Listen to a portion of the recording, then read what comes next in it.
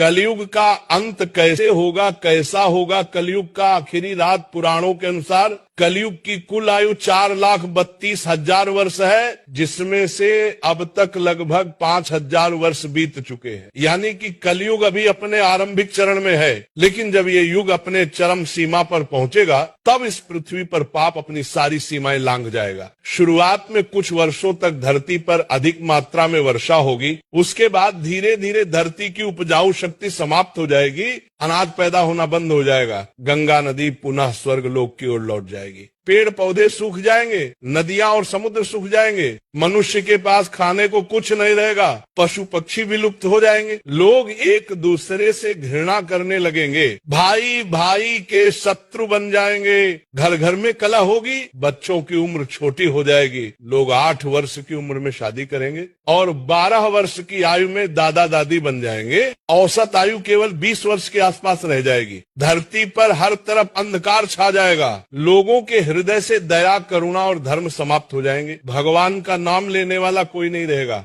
हरि कीर्तन और भजन बंद हो जाएंगे, साधु संतों की हत्या की जाएगी। जब कलयुग अपनी अंतिम सीमा पर पहुंचेगा तब आकाश में 12 सूर्य दिखाई देंगे, उनकी गर्मी इतनी प्रचंड होगी कि धरती पर मौजूद सारा जल वाष्पित हो जाएगा, समुद्र सूख जाएंगे, नदियां गायब हो जाएंगी, उस समय मनुष्य की बुद्धि पूरी तरह नष्ट हो जाएगी, लोग एक दूसरे के मांस खाने लगेंगे, मानव मांस की मंडियां लगेंगी, धरती पर केवल पाप, अधर्म और हिंसा का राज्य होगा। और जब इस पाप की सीमा पूरी हो जाएगी तब भगवान विष्णु कल के अवतार के रूप में पृथ्वी पर अवतरित होंगे। वह अपने दिव्य रूप में सिर्फ 3 दिनों में सभी पापियों का विनाश करेंगे। इसके बाद धर्म की पुनः स्थापना होगी, सतयुग की शुरुआत होगी, धरती फिर से पवित्र और सुंदर बनेगी। लेकिन पुराणों में एक और गहरा संदेश छुपा है। कलयुग में केवल एक ही मार्ग है मुक्ति का, और वह है हरि नाम, हरि भजन और हरि कीर्तन। जो व्यक्ति कलयुग में हरि नाम का स्मरण करता है,